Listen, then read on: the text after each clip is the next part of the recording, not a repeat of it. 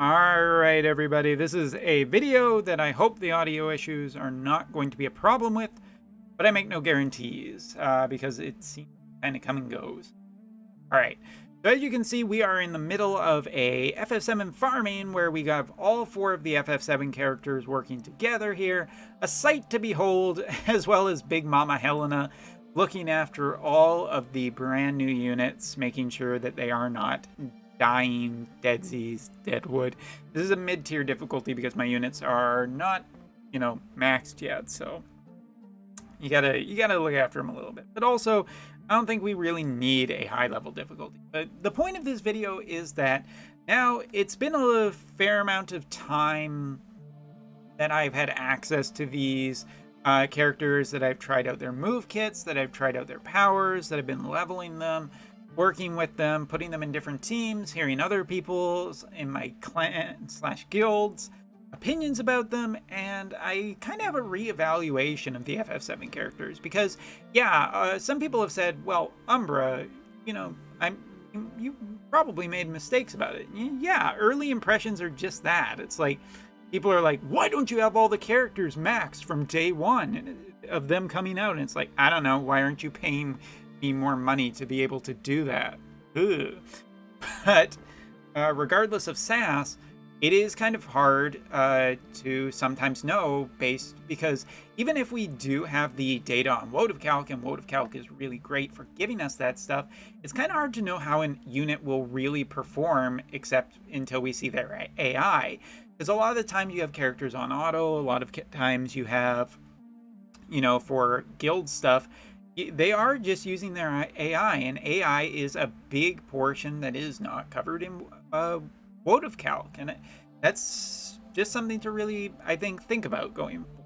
But regardless, just getting to the point, I'm going to reevaluate some of the units based on what I know, and this has changed my opinion about some of this stuff.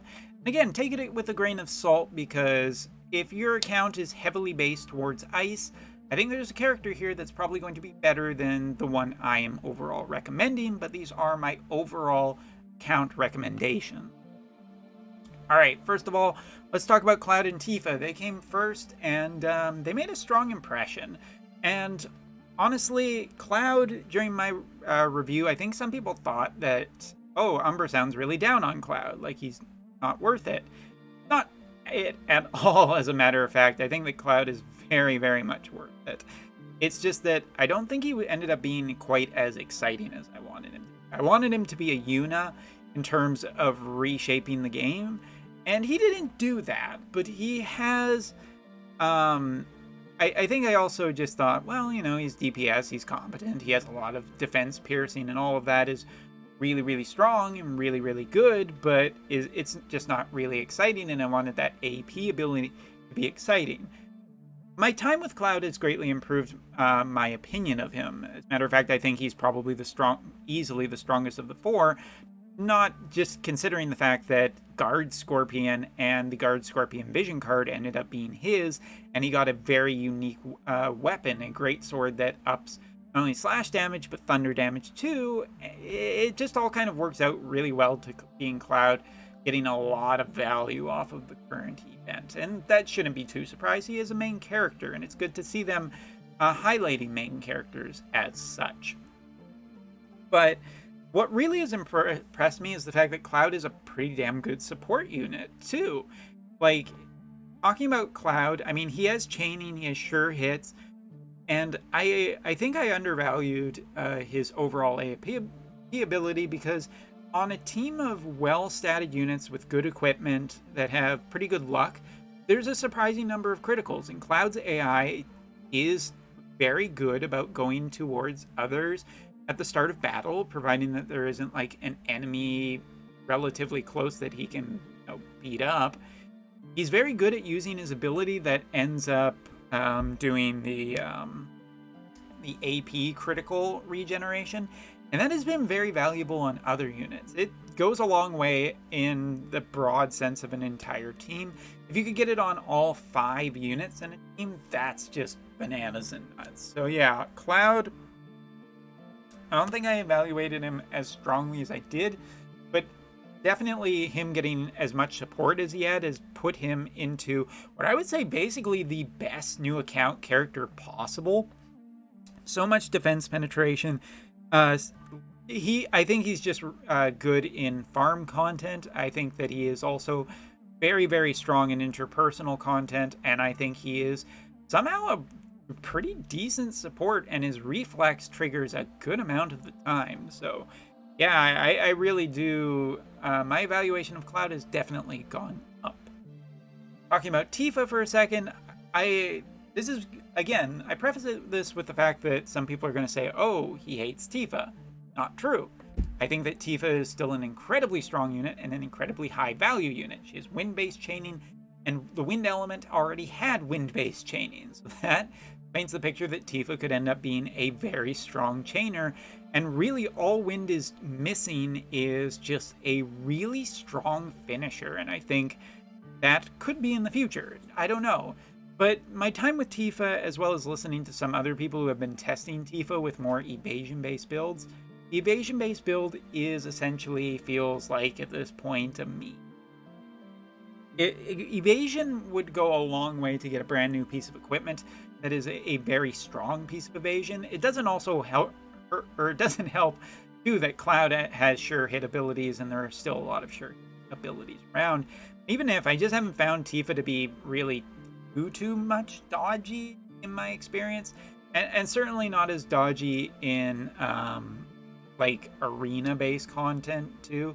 It feels like it just doesn't happen as much as it should, and you know, it's not incredibly surprising either. Her kit doesn't have really any evasion buffs that I like, even off the top of my head, not having rechecked it. Like, there's just nothing for evasion, and evasion is kind of just really needing a good piece of new equipment that gives it a little bit more of an edge or a bonus or something. That being said, Tifa's still a strike type damage character, and that's very powerful, and it synergizes very well with 2B, the new vision card, as well as 2B's vision card.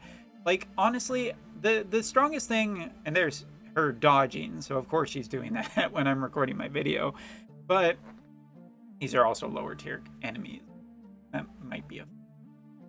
Actually, it probably is a thing. But yeah, I really think that in terms of talking about Tifa as a potential character in the future, it really depends on what Wind gets going forward. If they keep going on this evasion idea, if they give some good evasion equipment more, and they give a really good, powerful Wind-based character, which is more than possible. I think we're long overdue for a strong physical Wind elemental character. I think Wind is just going to be really fine, and 2B and Tifa are going to be great together. It's just, I don't give Tifa as high of an evaluation as I did before, because I feel like now it kind of just needs a little bit more support. It's certainly not the thunder, ice, or dark element right now, and until I see that next wind-based character, I'm going to evaluate Tifa a little bit lower than I initially. All right, next up, Aerith. Aerith is definitely the unit I was most looking forward to, and to that extent, probably one of the ones that I am kind of the low-key most disappointed by. Now, that's not to say that she's bad. Again, this is a UR quality unit and a UR quality healer, and she is very good at what she does. Problem is that as you can see, her AI is almost exclusively focused on making sure that characters are protected, and well, that's just a really unfortunate counter right there. Oh my goodness. Well, we might get to see Aerith's limit. That's kind of cool. But I have to say that Aerith is probably just a little too good at doing the support thing. And to that extent, I just don't evaluate her as a strong potential farm contenter anymore, because she just doesn't focus on enemies. Like, her AI is almost exclusively around buffing and keeping units safe. And for a primary healer, that's good, but like, she does have a really large, nice AoE that would be great for farming. And I just don't think that's going to work anymore. And in terms of her doing DPS, I feel like her AI is going to get really stuck on it. As a matter of fact, I think it would almost be problematic if she had a raise ability, because she'd be so genuinely focused on it, where, you know, Yuna sometimes will still focus on doing DPS a little bit more, it feels like. So, yeah. Aerith, I still think is going to be incredibly powerful for PvE content. Like, she just has a lot of support. And if you're controlling her, then she'll do exactly what you want to do. And her AI is incredibly good for being a support AI, which to an extent is very good in some content, where you want your characters to be, you know, in a safe spot that you can just leave it on auto and not have to worry about it too much. But it is problematic to say that I just don't see her being a farmer anymore, and that kind of lowers her value overall. And last but not least is Barrett. And Barrett is one of the ones that I think is probably my evaluation has gone up, because initial readouts were like, oh my god, his speed, that looks like really, really bad. Like, even potentially, I dare say, problematic into how much damage you're going to be able to do, because he's an incredibly slow character. So what are we supposed to do with him? Is he that bad? No, I think that Barrett has, for me, the riddle has been solved a little bit more. The hate generation tank thing just isn't going to work on him as a character, and I don't think it matters that much. I think that overall Barrett is just a really good DPS and more of a brawler DPS, and that's good. He can stay that. In general, I think that I like him more as being able, as a unit that is able to, if he was like a 120 unit, because his kit feels more complete with some up close ones that keep him protected as a, you know, a ranged unit still. But the Ice Vision card, the Laswell Shiva Vision card that we've seen recently, is an incredibly strongly scary thing to just for a specific element group in the game. I don't think that Barrett is ever going to be a farmer. He is just his base speed is too slow, even with, you know, speed up vision cards. I don't think it's ever going to get there enough without a massive amount of buffing. But even then, he just doesn't have really any AoEs to speak of, and that hurts his evaluation overall.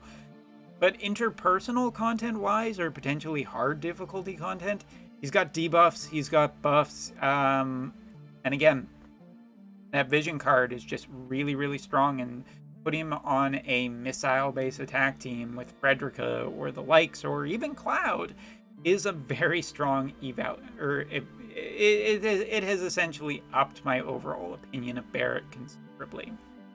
So, coming back to this review, I'm going to give an overall ranking of which ones I think are generally the best. Of course, if you have a mage base account, you're needing a healer, then Aerith is an easy choice. If you like swords, then Cloud will be your boy. And if you are looking for a weird off the beat damage type, Tifa. And, you know, I think you know, just whatever. Like, there's generally good stuff overall. But overall, my for any base account, I would give 100% recommendations to Cloud. He's the best. He got the most stuff this event, and most of the stuff that he got, he was already incredibly strong, but I think he'll be good in a lot of content, because he does something that a lot of other DPSs don't do, which is AP support, and he does it reliably on a AI auto. Not this one, smaller thing, but he still will do it, and he will give it to other characters, and that is more valuable than I initially thought. So there you go. Second place is Barrett. I think with that Ice Vision card, there's no way that he, you know, most of his stats aren't fixed. He already has a pretty high attack base, and giving him Human Killer is kind of scary. I could see Barrett in a lot of arena teams going forward, and a lot of Guild War teams, and him being very good at murdering others. He has a range up, he has a lot of good stuff. I think you just run him as a sub job, a gunner, and as a DPS that has beneficial, or has the benefit of just being like, I got good defense, so you can't necessarily beat me down with physical damage. And as for fire magical, it does exist as a damage type, but I don't think it's as threatening. So yeah, I think that he is just in a really, really good spot right now. Third place is Tifa. Again, really kind of just dependent on, I feel like, what we're going to get in the future for a wind elemental characters. If they keep going on the evasion and evasion gets enough, then I think Tifa is absolutely fantastic. But I think Tifa's just really good because she's a very unique damage type and she's very competent at it.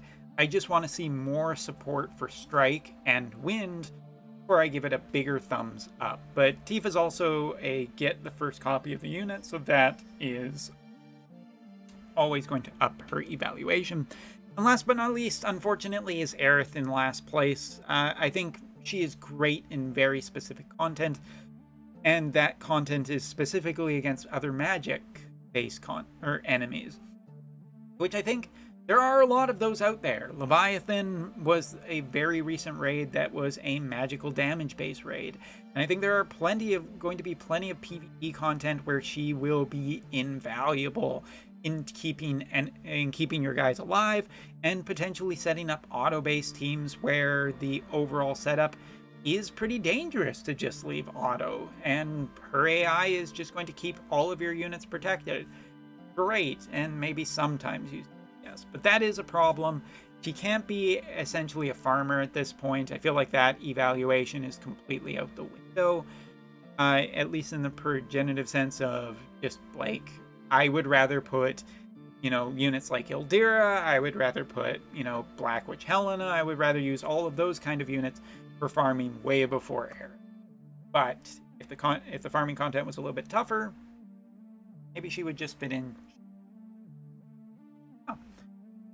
I think it's important to retake evaluations, and I definitely want to do this more going forward because a lot of the units do change over time, especially with experience and whatnot. So yeah, this is basically the team I'm kind of working with. I don't have any regrets as to any of the units so far. I think, like, for instance, also that's supposed to be Aerith.